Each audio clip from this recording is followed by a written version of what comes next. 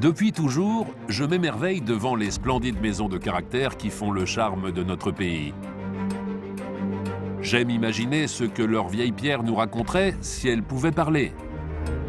Car certaines de ces vénérables demeures sont d'authentiques livres d'histoire qui ne demandent qu'à être ouverts. Et c'est pour mieux éclairer leur passé que leurs propriétaires ont fait appel à moi. Ensemble, nous allons tenter de lever le voile sur les mystères que renferment ces murs. Nous allons remonter le temps et vous raconter autrement cette France que nous aimons tant.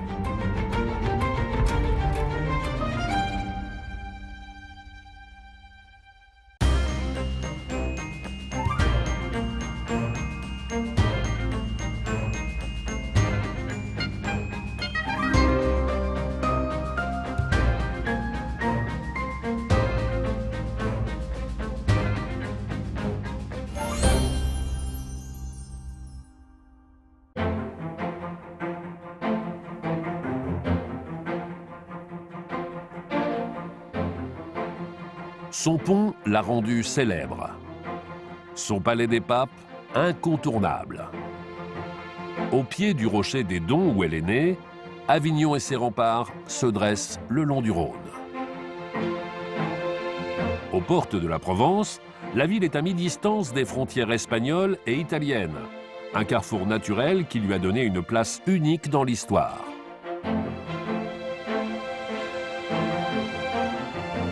Choisie comme capitale de la chrétienté par les papes à la fin du Moyen Âge, Avignon offre de nombreuses traces de cette période glorieuse.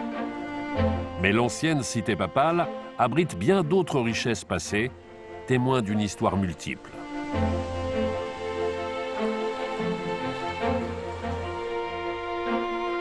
C'est en plein cœur du vieil Avignon, au milieu d'un enchevêtrement de toitures, que se niche la maison de Corinne.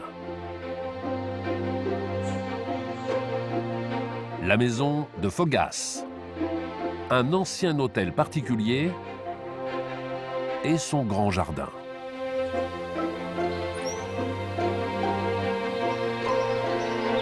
Très attachée à l'âme de ces lieux, cette Avignonnaise de cœur souhaiterait en savoir plus sur les origines et l'histoire de sa maison. Une bâtisse intimement liée aux grandes heures de la ville à travers les siècles. C'est pour ça qu'elle a fait appel à moi. Ensemble, nous allons essayer de remonter le fil du temps.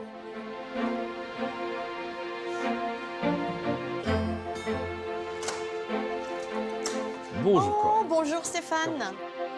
Enquêter sur sa demeure, mais aussi sur cette cité au destin si particulier. Et voilà. Ah ouais. Ah, c'est magnifique. Il y a combien de temps que vous êtes installé ici? 14 ans.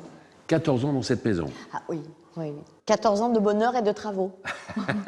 J'imagine c'est une maison qui est très ancienne. Elle date de quelle période à peu près?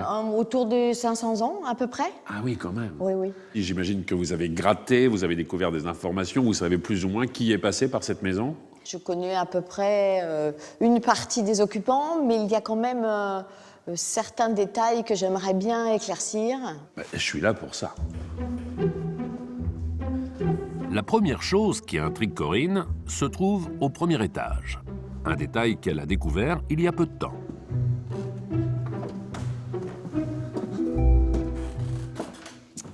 Ah, c'est une pièce incroyable. Oui, je l'ai un peu remaniée, comme il se voit, avec une mezzanine, quelques changements, mais c'était une pièce d'apparat autrefois. D'accord, c'était une vraie pièce de réception. C'était une pièce de réception. De cette ancienne pièce d'apparat, il ne reste que le plafond à la française. Des poutres de 500 ans qui semblent aujourd'hui vouloir nous parler. Et là, j'ai découvert quelque chose d'assez particulier. Ah, ce que je vois là, entre les poutres. Voilà, là, entre les poutres, là. Ah, ce sont les petites taches que je vois apparaître là-haut. On voit qu'il y a effectivement différentes couleurs. Alors, j'ai entendu dire que, effectivement, ces plafonds, à l'époque, étaient peints. Il y aurait peut-être un trésor en dessous. Moi, j'aimerais bien, Stéphane. Un décor peint vieux de plusieurs siècles se cacherait-il sous ce plafond? C'est une première énigme à résoudre.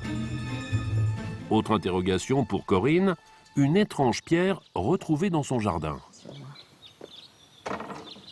Étonnant ce petit jardin. Comment vous n'est-ce dites pas Petit n'est jardin. peut-être pas le mot.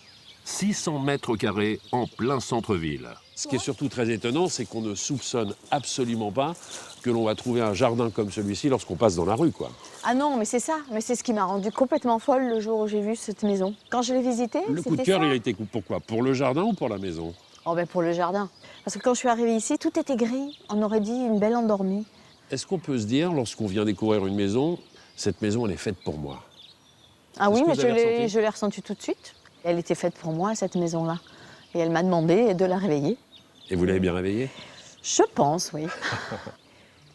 Et c'est au milieu de ce jardin endormi que Corinne a trouvé une pierre qui a aiguisé sa curiosité. Elle est un peu lourde. Voilà, c'est une fleur de lys, Ça, n'est-ce je l'ai pas bien vu. Et vous savez pour quelle raison cette pierre a atterri dans votre jardin? Non, justement. Je me suis dit peut-être il y a un roi de France ou Vous quelqu'un avez de la gratté famille. un peu pour savoir ce qu'il en était? Non, je ne sais pas. Non, vous savez pas trop? Ça serait bien, Stéphane, si vous vouliez Bon, faire. ça fait quelque quelques chose éléments. pour moi. Alors, je la repose ici. Oui. Alors, une fleur de lys, un plafond qui cache peut-être un trésor. On remarque tout de suite que cette maison a passé différentes époques, qu'elle a toute une histoire, qu'elle a certainement plein de choses à nous raconter. Alors, je vais mener l'enquête et on va essayer de tout savoir sur votre maison. Ah, ça, ce serait extraordinaire. Si Corinne se pose pas mal de questions, il y en a une, moi, qui me taraude. Elle pense que sa maison a environ 500 ans. Mais sa maison n'était-elle pas déjà debout au Moyen-Âge, au moment où les papes sont venus s'installer à Avignon? Car la demeure ne se trouve qu'à quelques encablures seulement de l'ancien palais. Un palais construit au XIVe siècle et où se sont succédés 9 papes. Des souverains pontifes qui avaient quitté Rome à cause de troubles politiques. Il me suffit de franchir quelques rues et me voilà devant l'imposant édifice. Symbole de la ville, il abrite des documents exceptionnels qui pourraient bien nous aider à démarrer nos recherches.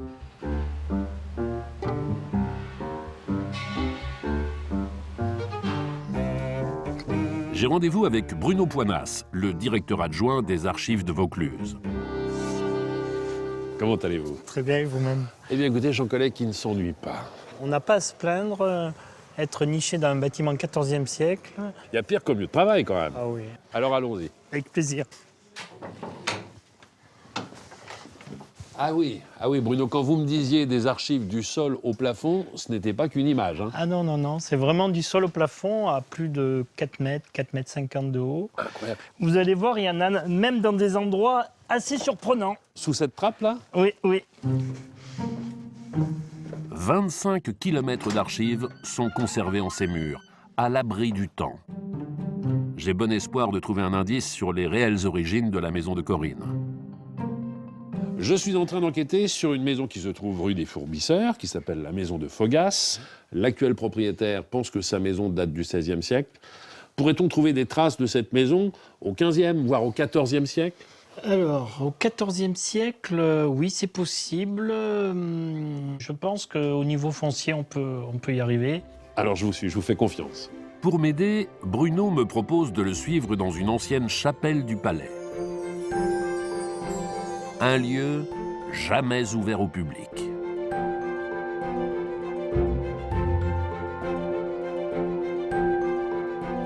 Il est là aujourd'hui, Harry Potter?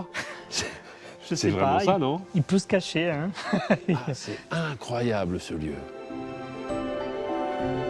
Si Bruno m'a emmené ici, c'est qu'il y a un document en particulier qui devrait pouvoir nous éclairer. C'est celui-là. Un G10, c'est sa cote. Il s'agit du terrier d'Angelique Grimoire, évêque d'Avignon. C'était le frère du pape. Ah oui, quand même. Ah oui, Urbain V. Le terrier, c'est quoi? C'est l'ancêtre du cadastre? En quelque sorte, hein, le terrier, comme son nom l'indique, c'est la terre. C'est du foncier, c'est un impôt foncier seigneurial. D'accord. Alors, attendez, je vous ouvre la tablette. Merci bien. Donc, il s'agit d'un terrier un peu exceptionnel. L'ouvrage, rédigé en 1366, est un témoignage exceptionnel de l'organisation de la ville à la fin du Moyen Âge. Et est-ce que dans ce terrier, il y a trace de la rue qui m'intéresse? Bien sûr, bien sûr. Alors, c'est classé par paroisse, et à l'intérieur des paroisses, par rue. Donc là, on est dans la rue d'à côté. Et là, vous avez l'Ad Pellipariam Antiquam, et qui est l'ancien nom de la rue des Fourbisseurs. D'accord, donc nous sommes dans ma rue. Vous êtes dans la bonne rue, On est au XIVe siècle. et vous êtes en 1366. Et donc, vous avez ici l'état de la maison. Alors, qui vit là? Et donc, Johannes de Mazzano, Fusterius et charpentier, et Ioannetus Pessonnerii, campsor, Janet Pessonnier, changeur, et Huguette Roux. Ah, c'est-à-dire qu'il n'y a pas un propriétaire, il y a 3 propriétaires dans la même maison? Tout à fait, c'est une indivision.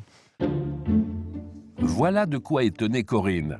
Il y avait bien déjà du monde dans ces murs dès le Moyen-Âge. Ah, vous m'avez évoqué un instant Janet Pessonnier, c'est cela? Qui était ça. changeur, lui? C'est Donc ça. il tenait quoi, un bureau de change? Ils étaient plus à le détenir qu'être simple agent de change, D'accord. et parce que son père était déjà changeur et son grand-père était notaire. Notaire, banquier, changeur, c'était déjà une ville très riche à l'époque. Mais merci mille fois, en tout cas, pour tous les éléments de réponse que vous nous avez donnés. Ben, je vous en Je vous prie. abandonne. Et vous le rangez précieusement. Ah oui, Merci comptez encore. sur moi. Merci. Je continue mon enquête.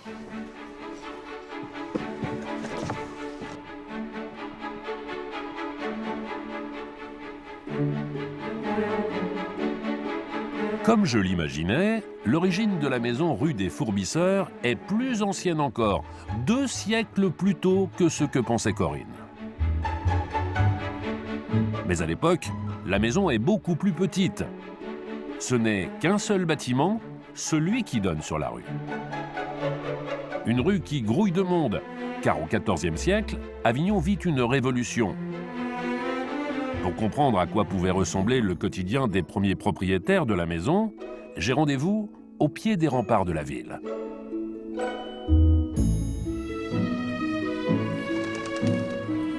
Julien Gallon, historien et guide, m'a demandé de le rejoindre ici. Bonjour Stéphane, Comment allez-vous? très bien, enchanté. Quel joli petit accent. Ah, je suis natif d'Avignon et j'ai grandi avec le palais pas loin, le rempart juste à côté. D'accord. C'était Donc, votre terrain de jeu, ces remparts? C'est mon terrain de jeu, oui. Très bien. Alors, ces remparts. Car ces murs symbolisent à eux seuls la taille et l'importance de la cité à l'époque papale. C'est une ville qui, lorsque les papes y arrivent, la population, elle était grosso modo de 5 à 6 000 habitants au début du XIVe siècle. Et après 1350, au moment du pontificat de Clément VI, on est sans doute autour de 30 à 40 000 habitants. Avec cet afflux de population, on en vient très vite à manquer de place. Et donc du coup, on pousse les murs. Les habitants d'Avignon font émerger toute une série de bourgs. On parle de 70 bourgs qui naissent à la périphérie de cette première ceinture. Et au milieu du XIVe siècle, eh bien, le pape Innocent VI va considérer qu'il faut protéger cette ville. Et donc il va englober les bourgs qui sont nés en périphérie de la première ceinture. D'accord. Et c'est là que la superficie de la ville est multipliée par 2. À l'intérieur des remparts, l'ancienne petite ville est un chantier à ciel ouvert. Des églises, des palais pour les cardinaux, mais aussi des centaines de maisons pour loger les officiers, les notaires, les marchands. Le bruit est incessant.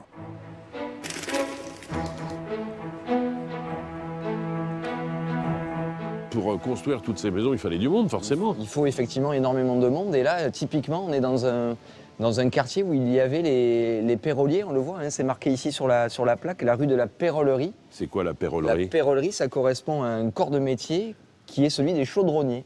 En D'accord. fait. Et donc, ils ont leur quartier ici. Et un peu Aujourd'hui, partout dans la ville, on retrouve comme ça des plaques avec des noms de métiers un peu Exactement. désuets? il y en a plusieurs dans la ville, hein, notamment pas très loin de la place du Palais, la rue de la Fusterie. Alors c'est quoi les fustiers? Les fustiers, c'est les charpentiers, c'est ceux qui D'accord. travaillent le bois. Un autre La nom, rue- faites-moi rêver. La rue Saraillerie. Saraillerie. Ah, et Saraillerie. Alors c'est quoi ça, la La saraillerie? Saraillerie, c'est la rue où travaillaient les serruriers. Et si tout ce petit monde vient à un moment donné à Avignon, c'est pour une raison unique et d'importance, C'est ce qu'on a derrière nous. c'est ça.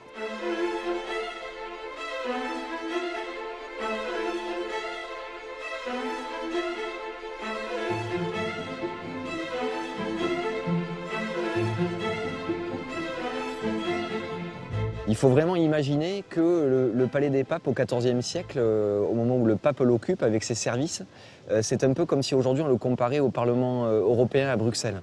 Et le lieu est immense parce qu'il y a énormément de services administratifs qui s'organisent ici. Les gens qui administrent les finances, les gens qui gèrent les relations diplomatiques, les gens qui sont là pour exercer un pouvoir de justice. Mais on peut dire que c'est plus ou moins la naissance des fonctionnaires lorsqu'on met en place le Palais des Papes. Et le Palais des Papes, c'est une cité administrative à part entière.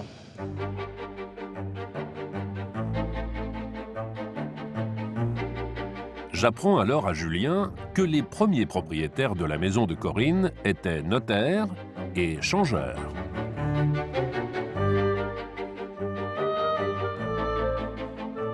Il y a une salle qu'il veut me montrer. Une salle où les fameux peçonniers sont sans doute passés. Comment s'appelle la pièce ici? La pièce ici s'appelle la Grande Trésorerie. On a tout un personnel formé de trésoriers, de notaires, de changeurs, de scribes qui passent leur temps ici, leur journée, à écrire. Et ils écrivent quoi? On note tout ce qui relève de la collecte de l'impôt et puis on note tout ce qui est dépensé. Et pour me permettre de mieux capter l'atmosphère de l'époque, Julien va me faire franchir les portes du temps. Vous vous baladez dans l'espace tel qu'il était au XIVe siècle, avec tout son décor. Ah d'accord, donc là j'ai les bureaux. Vous avez les bureaux avec les très beaux draps, avec les blasons pontificaux qui sont posés dessus. Vous avez tous les registres qui sont posés sur des lutrins. J'en profite même pour regarder les plafonds. Le plafond qui est épeint. Je retourne vers la cheminée. Ah bah il y a du feu dans la cheminée. La cheminée fonctionne quotidiennement pour justement assurer cet apport de lumière et réchauffer l'espace. C'était quand même richement décoré à l'époque. C'est un cadre de travail extrêmement confortable. Et tous ces scribes, ces notaires, une fois leur journée de travail finie, ils font quoi? Ils rentrent chez eux. Et donc c'est sans Vous allez doute, prendre un verre chez Jeannet Peçonnier. c'est sans doute le cas de votre changeur qui effectivement devait travailler en lien avec les services administratifs de la cour. Merci pour cette visite virtuelle De rien, avec plaisir. et pour cette rencontre bien réelle. Merci beaucoup Stéphane. Merci, Julien. À bientôt.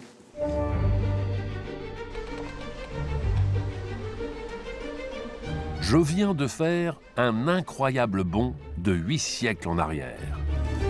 Maintenant que j'ai avancé dans notre enquête, j'ai demandé à Corinne de me rejoindre au pied de la collégiale Saint-Didier, une des 30 églises de la ville.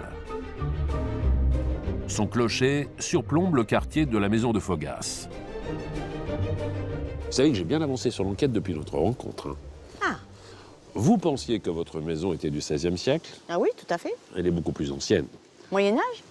Moyen-Âge, on a retrouvé des traces de propriétaires au XIVe siècle. Ah oui, moi j'étais restée à la Renaissance, mais visiblement, on peut remonter si loin. Oui, oui. Plus ancienne et beaucoup plus petite.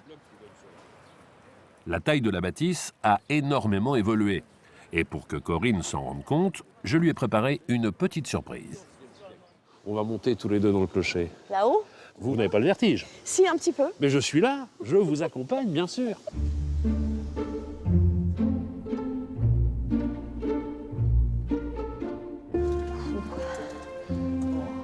C'est magique. Hein.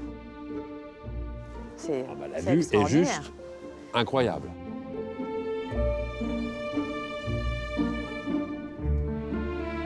Moi qui n'ai aucun sens dans l'orientation, je suis totalement perdue. Si, le Palais des Papes. Ah bah là, pour Ça, ne pas c'est le déjà voir, pas faut mal. quand même Ça, être c'est champion. Hein. Vous avez vu un peu cet amoncellement de toitures à plusieurs niveaux? C'est un vrai bazar. Hein. Ah ben pas pour s'y retrouver, je suis incapable de vous dire où est ma maison. Ah, la place Saint-Didier, elle est juste là, en bas. Donc la rue des Fourbisseurs doit être un peu plus loin.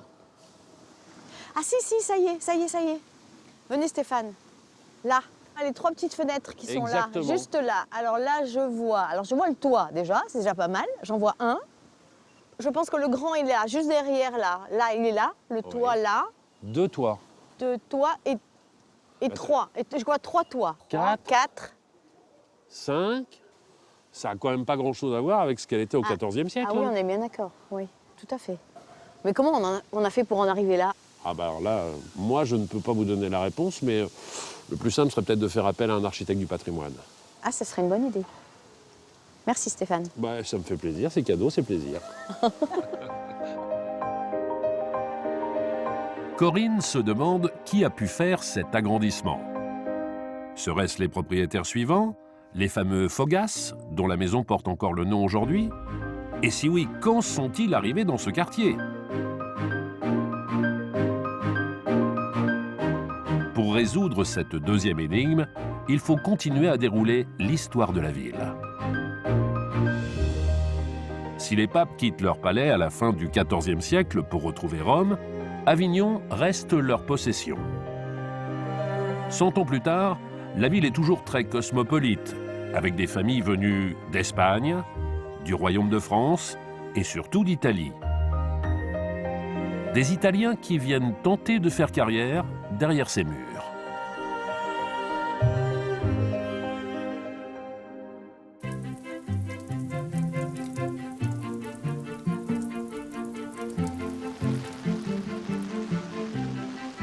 Je vois que Jean-Marc est déjà en place. Ravi de vous rencontrer.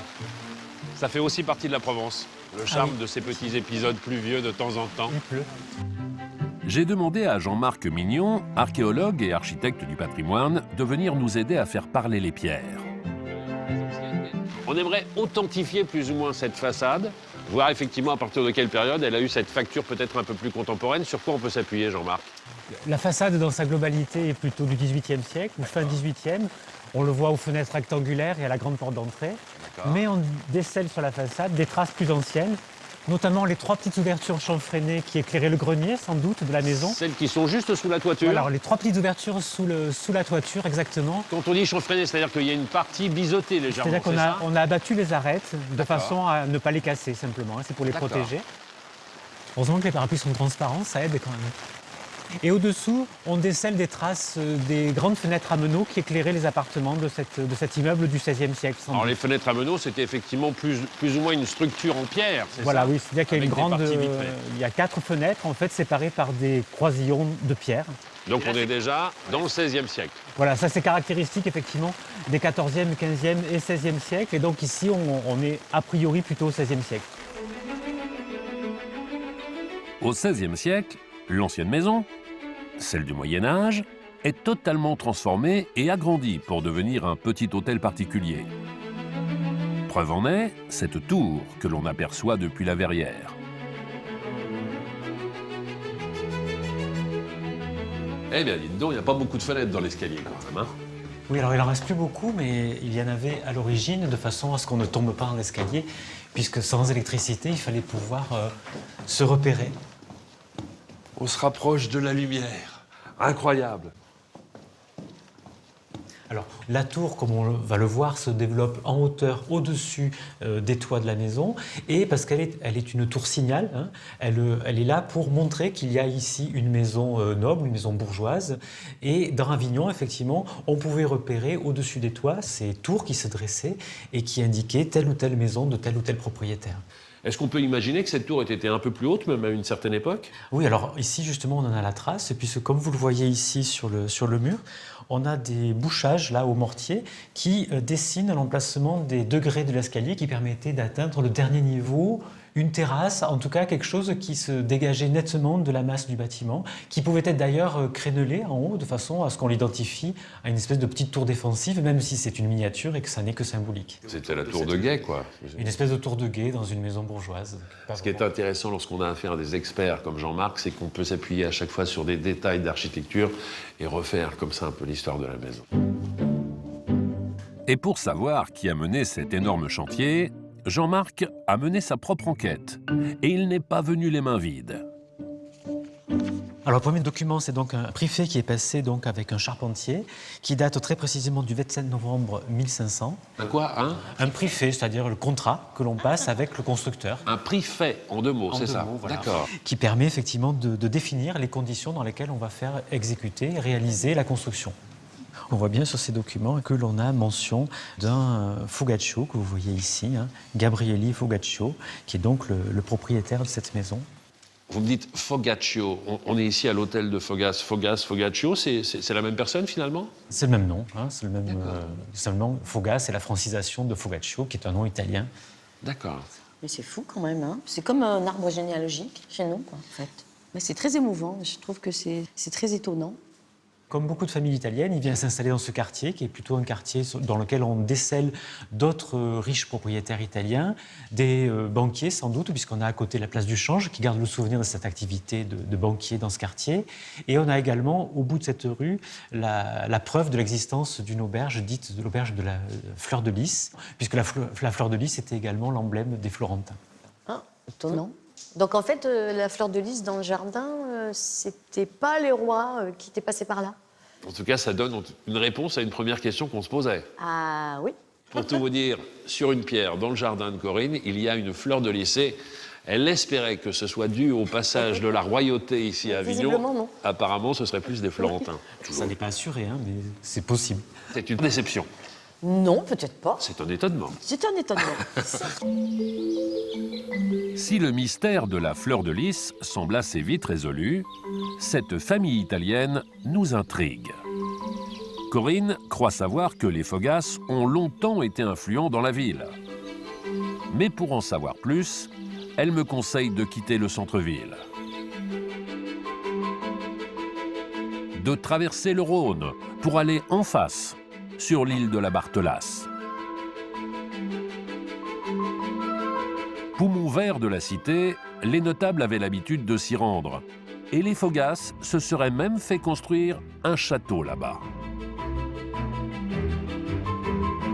Guillaume Lapère m'a dit que je ne pourrais pas rater la bâtisse. Je vous ai amené un parapluie, avec le temps, ça sera bien utile. C'est pas bête. En tout cas, c'est une belle idée. Cela fait 10 ans qu'il gère le château. Il a eu le temps de se pencher sur l'histoire des Fogas, une famille qui voyait les choses en grand. Ils l'ont fait construire à quelle époque? Alors, en 1561, 1561, c'est-à-dire débute la- 60 ans après l'acquisition de la maison qu'ils ont à l'intérieur d'Avignon. c'est ça, exactement. Bah dites-moi, ils avaient quand même beaucoup de moyens, ces gens-là, alors. Il faut resituer les choses dans leur contexte. La famille Fogas a utilisé, si vous voulez, l'ambiguïté qui était à l'époque sur ces territoires de la Oui. Barthelasse, entre le royaume de France d'un côté et les papes de l'autre. Car au XVIe siècle, Avignon n'est toujours pas rattachée à la France, et ce sera le cas jusqu'à la Révolution. La ville appartient au comtat vénessin, rattaché aux États de l'Église. Les Fogas, en quête de reconnaissance, vont en profiter pour jouer sur les deux tableaux. Ils voulaient obtenir des titres un peu des deux côtés. Et donc ils ont fait construire ce château sur commande du roi pour obtenir des terres et donc de l'influence auprès des rois de France. On peut dire qu'ils étaient un peu opportunistes. On peut le dire comme ça, effectivement. Charles IX voulait une place forte sur le Rhône pour marquer la limite de son royaume. En échange, il accorde aux Fogas le titre de seigneur de la Barthelasse. Mais les anciens propriétaires de la maison de Corinne ne vont pas s'arrêter là. Ici, donc le premier étage, c'est vraiment l'espace de vie de la famille Fogas, D'accord. donc qui est vraiment l'endroit où ils reçoivent. Là, on peut très bien imaginer toute la famille Fogas installée dans cette pièce. Est-ce que c'était une famille nombreuse, d'ailleurs? Alors oui, effectivement, c'est une famille très nombreuse et elle s'agrandit d'année en année de par des alliances, puisque ces alliances leur permettent également d'avoir des terres, et donc qui dit terre dit pouvoir. Ah, c'est-à-dire que même dans le cadre de mariage et tout, il y a à chaque fois un intérêt sous-jacent, plus ou moins? Toujours, c'est le grand jeu des alliances de tout temps. Ils obtiennent des terres, des titres, des charges aussi, c'est ça? Tout à fait, des charges d'ambassadeurs, des charges militaires, et puis ça va aller pour les Fogas jusqu'à la charge jusqu'au chevalier de l'ordre de Malte. Ça, c'est le titre suprême. Tout à fait. Merci mille fois pour toutes ces précisions. J'en sais beaucoup Je vous en plus prie. maintenant sur la famille Fogas. Je vous remercie. En à peine 100 ans, la famille Fogas s'est constituée une petite fortune. En ville, à l'intérieur des remparts, la maison doit désormais refléter cette ascension fulgurante. Tout au long du XVIIe siècle, les générations suivantes achètent des petites maisons, des bouts de terrain et privatisent peu à peu tout un bout du quartier. Je comprends maintenant comment la maison devient une vaste demeure, avec plusieurs entrées, des écuries et l'immense jardin que Corinne aime tant. De retour rue des Fourbisseurs, je me demande si Corinne, justement, a avancé sur la mission que je lui avais confiée en partant. Oh, mais je vois que ça travaille là-haut. Eh oui, Ah, vous avez trouvé, j'allais dire un expert. Non, une experte. Cécile. Ah bah, je vais me mettre ici parce qu'autrement, je ne Cécile vois est pas. peintre en décor du patrimoine. Ça va là-haut, ça se passe bien, hein, Cécile? Toute la journée, les bras en l'air, Ça comme va. ça, c'est bien. Impeccable. Ça ne doit pas être de tourpeau, hein, votre activité. Hein. C'est vrai, il est vrai que c'est pas de tourpeau. Bon, vous savez qu'on est dans l'attente. On cherche à savoir s'il y a véritablement un trésor sous ce plafond, en tout cas sous les différentes couches de peinture. Je vois que vous avez commencé déjà à gratter. Ça sent bon ou pas? Ah oui, oui, ça sent plutôt bon. Qu'est-ce que vous faites exactement pour l'instant? Vous Eh grattez? bien, en fait, oui, je suis en train d'effectuer un dégagement des couches picturales pour retrouver la couche d'origine. Vous avez bien fait de faire appel à Cécile. Moi, je serais arrivé carrément avec la ponceuse pour voir s'il y avait quelque chose en dessous. C'est ça, oui. Je suis pas sûr qu'on ait obtenu le meilleur résultat. Alors, j'ai découvert 3 couches. La couche actuelle, qui semblerait être plutôt fin 19e, début 20e. Ensuite, j'ai découvert une teinte plutôt ocre jaune clair et plutôt mate. Et ensuite, je trouve un bleu qui est très puissant, qui semblerait être à l'origine, puisque après, on se retrouve sur le bois. C'est le bleu qu'on voit ici. Voilà, Juste alors c'est le derrière. bleu voilà, que j'ai commencé à dégager sur l'entrevous entre les 2 solives. Ouais, c'est extraordinaire. J'imaginais pas du tout qu'on puisse arriver à ça aujourd'hui. Ce bleu est-il le premier indice d'un décor plus riche? Pour Cécile, a priori, oui. D'autant qu'elle a fait des recherches et a appris qu'un contrat avait été passé entre la famille Fogas et un peintre, un certain François Villatte. Ah bah dites donc, je vous voyais beaucoup plus grande que cela, Cécile.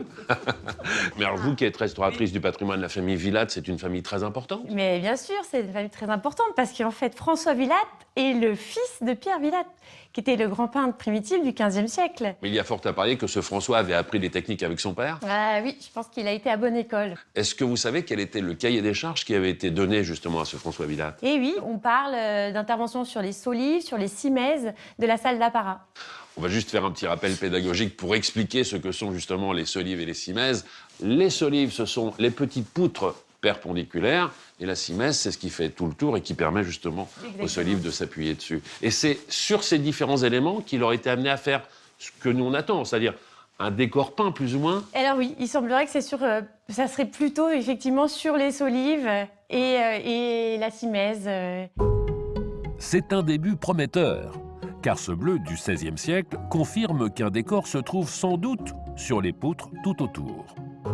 Non, il faut continuer les recherches. Je vais demander à Cécile si elle peut continuer à le faire. Exactement, c'est ce que j'allais te dire, Corinne. Il semblerait qu'il faudrait que tu approfondisses un petit peu les recherches.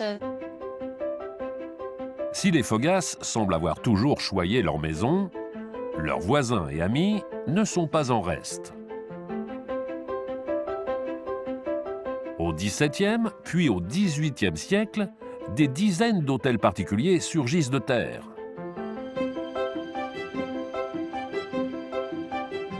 La ville s'embellit, mais elle est aussi confrontée à divers fléaux comme la peste ou des inondations sans précédent. La maison de Corinne a résisté. Mais qu'en est-il de ses occupants?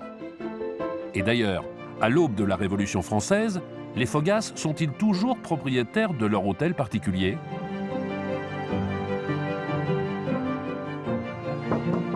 Bruno?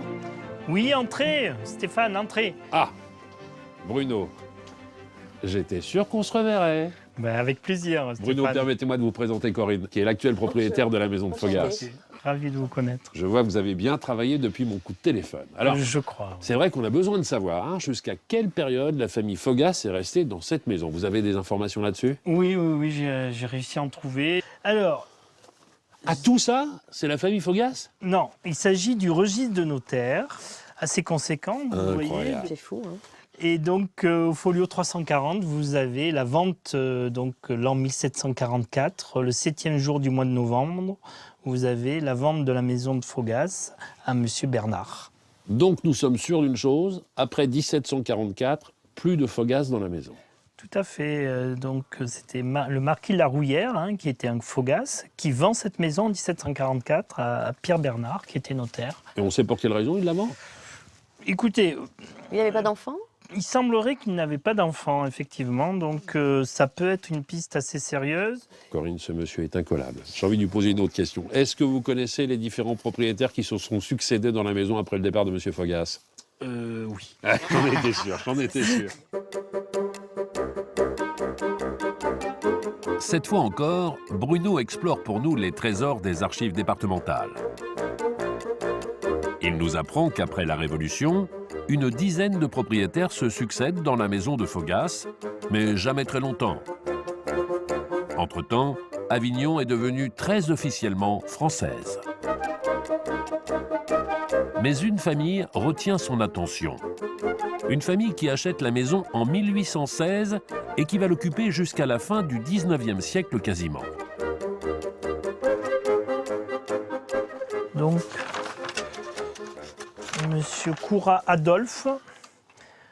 Qu'est-ce qu'elle faisait, cette famille Courat, ici à Avignon? Alors, cette famille Courat était dans le négoce. Et Négoce, ça veut dire beaucoup de choses. Hein. ouais, négociants, ils achètent cette maison parce qu'il y avait plusieurs entrées, des cours et des remises pour faire des entrepôts. Et en cherchant dans les annuaires, j'ai voulu avoir la confirmation de ce que je pensais. Et donc là, vous avez les annuaires de la ville d'Avignon. Parce que dans les annuaires, il y a les professions qui sont énoncées aussi. Voilà. Et donc, vous avez Courat Adolphe, négociant en Garance. Ah, en Garance. Garancine. Vous savez ce que c'est que la Garance? Ah oui, 20 ans dans le textile, ça ne s'oublie pas. C'est un pigment rouge qui sert à teindre les textiles. Et surtout, on a tous en mémoire cette célèbre réplique d'Arletty dans Les Enfants du Paradis. On m'appelle Garance, c'est le nom d'une fleur. Pas moins de 40 négociants en Garance sont recensés à Avignon à cette époque. Pourquoi la ville entière a-t-elle vécu au rythme de cette plante? Et comment les Courat ont-ils pu s'enrichir au point de s'offrir un écrin en plein centre-ville?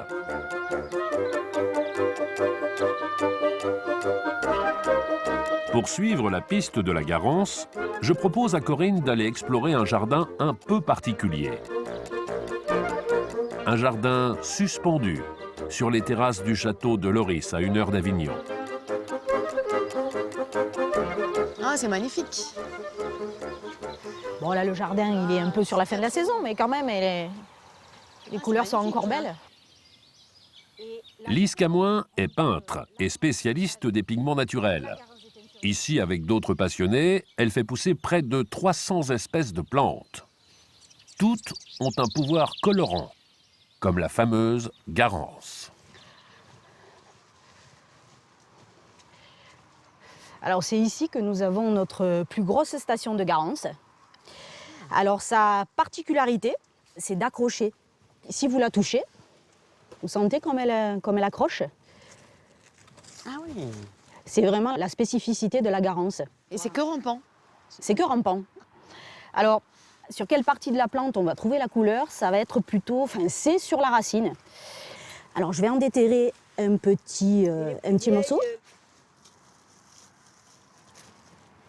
Ah oui.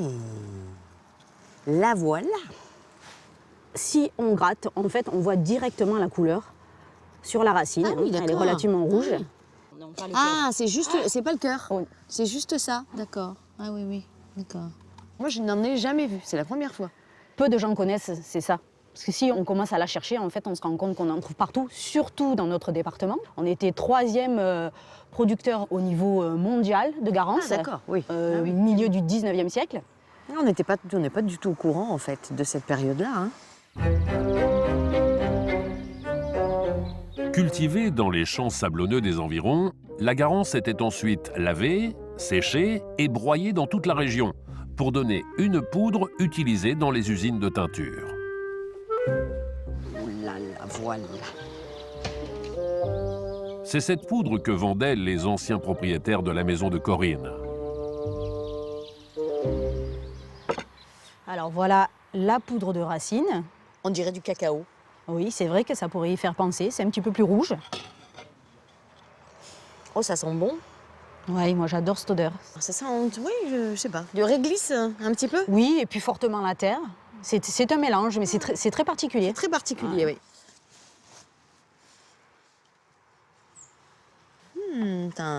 C'est du beau travail, ça. Belle mixture. Hein. belle mixture. Voilà. Donc là, le tissu est bien immergé. Si la Garance est très recherchée au XIXe siècle, c'est parce qu'elle donne un beau rouge. Très prisé notamment de l'armée française, qui le choisit pour ses uniformes à partir de 1830. Après plusieurs heures dans le bain de teinture, Qu'est-ce que tu en penses? Ah bah, Je crois écoute, que là, oui. on retrouve la couleur magique de la Garance. Magnifique cette couleur. Sors-le un petit peu plus avec le bâton. Moi, je vais le récupérer. Je fais un gros essorage dessus. Et maintenant, il ne reste plus qu'à le mettre à sécher.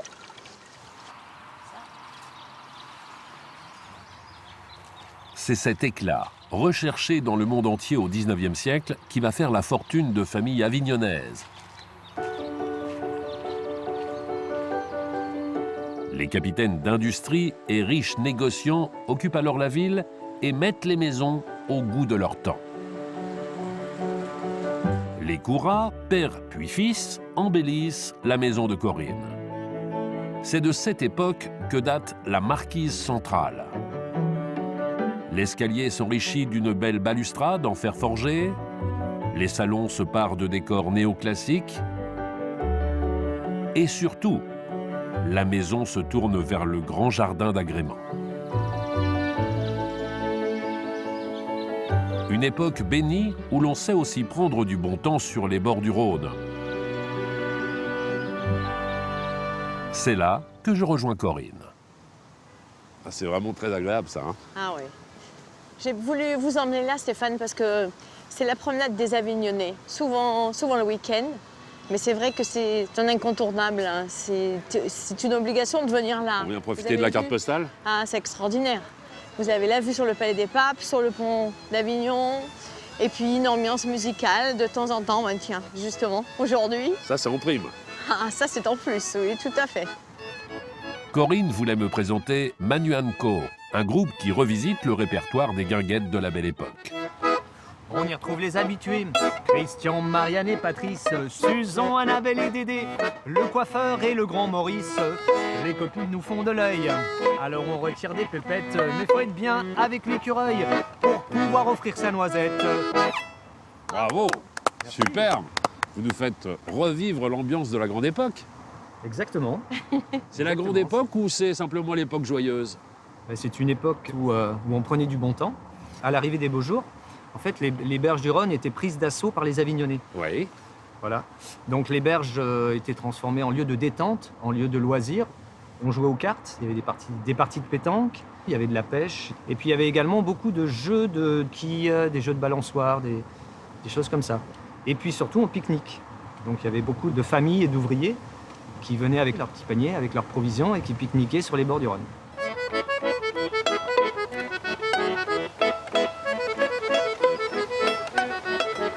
Il faut savoir qu'il y avait aussi plusieurs guinguettes.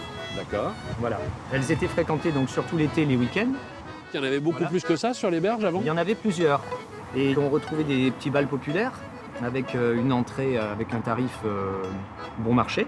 C'était les prémices des vacances, quoi. Insouciance, situation florissante, demeure cossue, au tournant du XXe siècle, beaucoup vont tout perdre. Car le commerce de la Garance s'effondre brutalement. Rue des Fourbisseurs, la famille de négociants doit quitter les lieux. Et ce n'est pas la seule ombre au tableau pour la maison. Quelques années plus tard, la vieille bâtisse va être plongée dans les affres de la guerre. La première, puis la Seconde Guerre mondiale.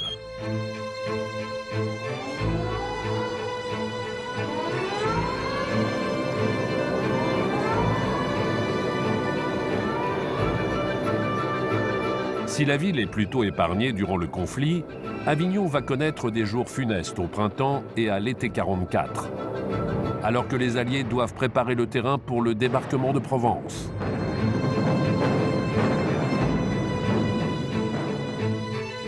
Pourquoi Avignon représentait-elle un enjeu stratégique d'importance au moment de la Seconde Guerre mondiale? Sylvestre Clapp est historien. Il me fait découvrir cette période noire pour la ville. Les ponts, viaducs ferroviaires et ponts d'Avignon sont des objectifs essentiels, soit pour couper la retraite de l'ennemi, soit au contraire pour les maintenir en place, pour pouvoir franchir et poursuivre l'ennemi. Donc dans tous les cas de figure, Avignon était dans une position très forte. Le problème, c'est que la population n'est pas réellement préparée, même s'il y a eu quelques alertes les mois précédents. De temps en temps, on entend des sirènes, mais la population ne voit rien venir. Alors au début, elle se déplace, elle va dans les abris, puis il n'y a rien, il n'y a pas d'événement particulier. Une fois, 2 fois, 3 fois, 10 fois, et puis jusqu'au moment où, le 27 mai, là, ça tombe d'une telle manière qu'effectivement, c'est quand même pratiquement 600 morts.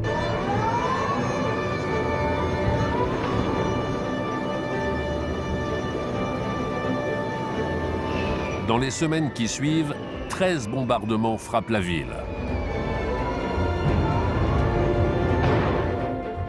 Certains extrêmement meurtriers.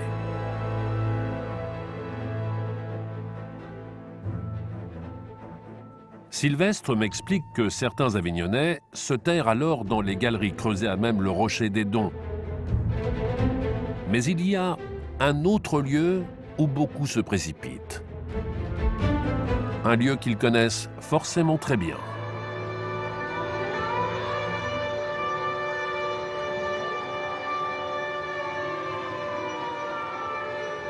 Et là, on va rentrer dans les entrailles du Palais des Papes. Oh, on a bien fait de s'équiper. Alors, Je vous laisse passer devant, vous connaissez les lieux. précède. Pas tant que ça, mais... Voilà, faites attention à vous. Là, on descend vers ces caves dans lesquelles les Avignonnais se sont abrités. Est-ce qu'on sait combien de personnes sont venues se mettre à l'abri dans ces caves? Alors précisément, non, mais quand on pense au nombre d'alertes et de bombardements qui ont eu lieu, on peut parler de plusieurs milliers, ou peut-être même de dizaines de milliers de personnes, puisque chaque fois qu'il y avait une alerte, les Avignonnais, ceux qui étaient les plus proches, venaient se protéger ici. À chaque alerte, ils sont des centaines à descendre sous terre, comme en témoigne un jeune homme de 20 ans dans son journal. Et il dit à propos du palais, « Les Avignonnais n'ont jamais douté que leur palais était fait pour résister à tout. Qu'importait sa conception étudiée 6 siècles auparavant, sa réalisation exécutée en rapport avec les moyens guerriers du moment. Ceux qui étaient nés sous son ombre avaient confiance en ces vieux murs, et même s'ils n'étaient qu'un leurre insoupçonné, c'était le principal. » C'est Robert Bailly qui parle, il a tenu son journal des bombardements, heure par heure, jour par jour, et je crois qu'il traduit parfaitement le sentiment des Avignonnais à l'égard du palais. Je me demande si les occupants de la maison de Corinne se sont réfugiés ici. Et comment ils ont vécu cette période particulièrement dangereuse. Corinne? Oui, Stéphane? Ah, j'arrive du centre d'Avignon où j'ai découvert ce qui s'est passé pendant la Seconde Guerre mondiale, une horreur. Hein. Je suis déjà très étonné que cette maison soit encore debout. Hein. Corinne souhaite justement me faire découvrir une partie de la maison que je n'ai pas encore vue. Stéphane, ici, c'était un cabinet médical. Pendant la Seconde Guerre mondiale? Pendant la Seconde Guerre mondiale. Vous aviez la salle d'attente qui est de l'autre côté. Oui. En août 1944, le médecin et sa famille ont quitté la ville. Mais lorsqu'elle a acheté la maison, Corinne a entendu une histoire. Ici, c'est un impact d'obus qui, visiblement, daterait de la Seconde Guerre mondiale. L'obus aurait éclaté dans le jardin? L'obus aurait éclaté et l'éclat ici. D'accord. Mais ce n'est pas tout, Stéphane. Il semblerait que de l'éclat d'obus, il y aurait eu un impact ici. Ah oui. Et donc, j'ai considéré qu'il fallait vraiment le garder. Légende ou pas? Pour le savoir, j'ai demandé à Sylvestre Clapp de nous rejoindre. Il a apporté pour nous une carte qui recense toutes les zones touchées par les bombardements à Avignon. Tous les petits points noirs, ce sont des impacts. impacts de bombes qui ont été relevés en vue de la reconstruction pour éviter, lors des travaux, de tomber sur des obus non éclatés. À l'extérieur des remparts, mais aussi parfois en plein centre-ville. qui nous concerne directement par rapport à cet immeuble. Une grande traînée le 8 août qui est partie grosso modo du quartier des Halles, qui a traversé jusqu'à la porte Saint-Dominique. Or, la maison de Corinne se trouve en plein dans la trajectoire du chapelet de bombes. Ces bombes sont tombées un petit peu partout et donc ont pu parfaitement pénétrer dans les maisons, pas uniquement sur les façades, mais dans les maisons. On peut imaginer que le 8 août 1944, cette maison s'est retrouvée au milieu d'un déluge de feu. Ah, absolument, oui. D'autant plus que le bombardement en question était non pas avec des bombes traditionnelles, mais avec des bombes à fragmentation. Donc ce n'était pas qu'une légende. Ce n'était pas qu'une légende. Une fois encore, l'histoire de la maison de Corinne fait résonner l'histoire de la ville. Comme elle semble l'avoir fait depuis le Moyen-Âge. Sortie de terre avec une famille de notaires au temps des papes, la maison de Fogas a pris ses lettres de noblesse à la Renaissance grâce à une dynastie italienne qui l'occupera pendant plus de 3 siècles en la transformant et en l'agrandissant constamment. Devenue un vaste hôtel particulier, la demeure a ensuite vécu les grandes heures de la révolution industrielle et du commerce de la Garance avant d'être plongée dans les affres de la guerre. Depuis le début de notre enquête, on a quand même découvert pas mal de choses très intéressantes sur votre maison. Je suis très émue parce que toutes ces étapes-là m'ont permis de connaître ma maison un peu mieux.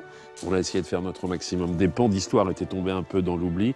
Cette maison a véritablement une âme.